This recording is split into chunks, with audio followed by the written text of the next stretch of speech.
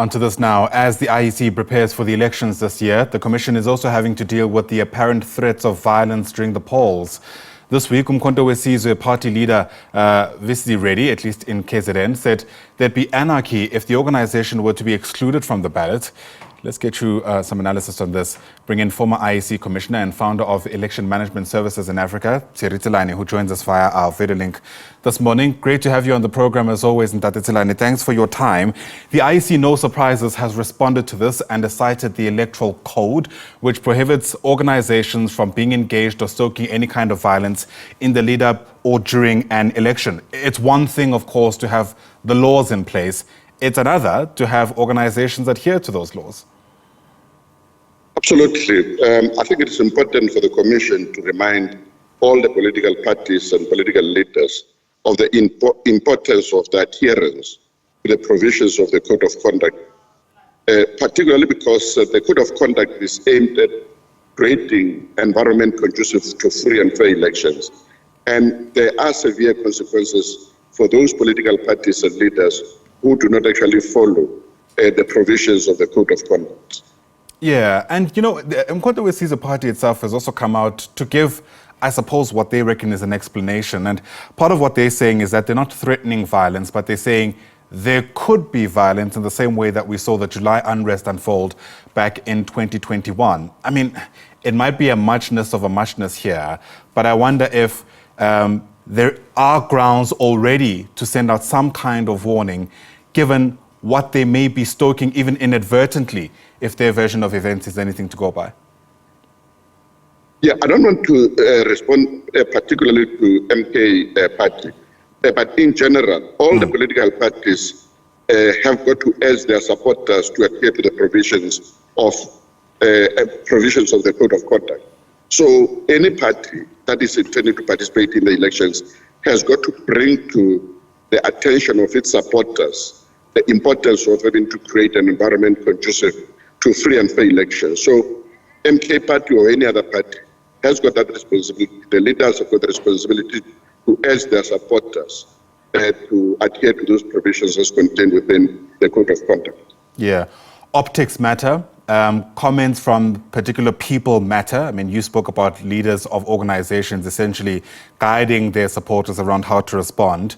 Our Samkele Maseko actually engaged the president on this on the sidelines of his Imbizo in Mpumalanga yesterday, this idea of possible anarchy.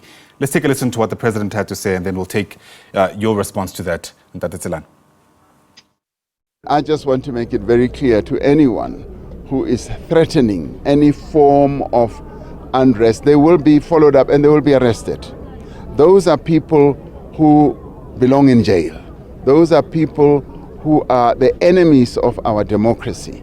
The people of South Africa value this hard-won democracy and they don't want any form of instability. And we've always followed the rule of law. When you are dissatisfied with any decision, be it a government decision, the president's decision, a minister's decision, even a court decision, there are ways in which all those complaints can be followed up. So for anyone to say that if this does not happen, they are going to have instability, it's against the will of the people of South Africa. And I can promise you, those people who will be followed up, we will arrest them. And they do not belong as part of the South African community that wants stability.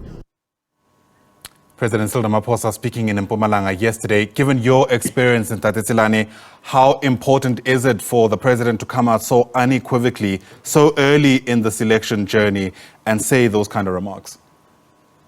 It is important, of course, for the president to do so.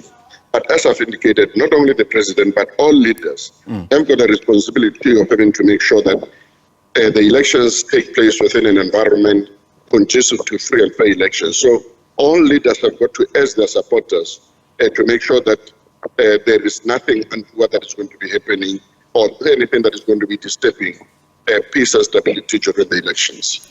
If history is anything to go by, of course, we could be taken by surprise come the 29th of May. And this is not to err onto fear-mongering or any of the likes, but hopefully we are learning as we're going. If you had the ear of the IEC, would you advise to them to start preparing for any eventuality in that sense? Well, not the IEC as such, but law enforcement agencies obviously have got a responsibility. The Electoral Commission works very closely with the law enforcement agencies during the elections, and it is therefore important for them to make sure that the elections will be taking place within a very peaceful environment.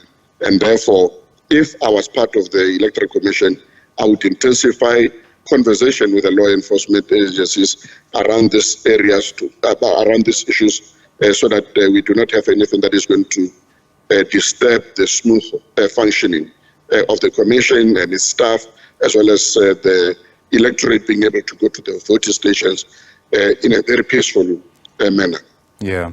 Of course, speaking about a peaceful environment, you know, the litigation is, I suppose, in some ways, is always part of an election. Someone somewhere is going to be aggrieved in the process. And it's seemingly happening earlier than we expected in South Africa with the Labour Party. This is an organization affiliated to UMKU, saying that they're going to take the IEC to court because of the deadline for 5 o'clock today for them to submit their candidate lists. My understanding from a bit of reading I've done is that they're essentially saying they're struggling to upload the names on the system. And it's probably neither here nor there.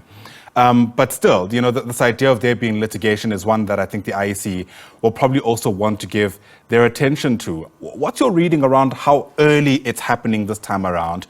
Because of this new introduction for smaller parties to have these signatures on board in the lead up to them submitting their candidate lists? There was always going to be someone taking the matter to court because, as you know, many individuals and political parties were disgruntled about the new Electoral Amendment Act. And then there is an admission, of course, from the side of the minister that it is not sufficient, or it has not gone far enough in terms of dealing with the expectations of people, and that some of the provisions may be onerous.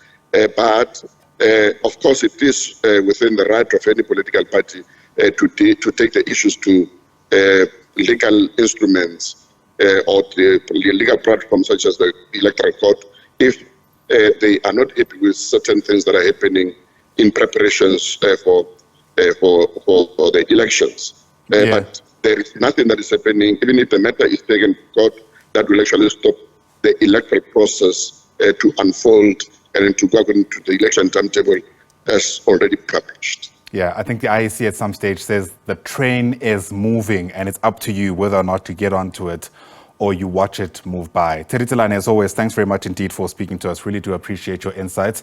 The first of many discussions, I imagine, in the lead up to the 29th of May. Terry Tselane is a former IEC commissioner, also the founder of the Election Management Services in Africa.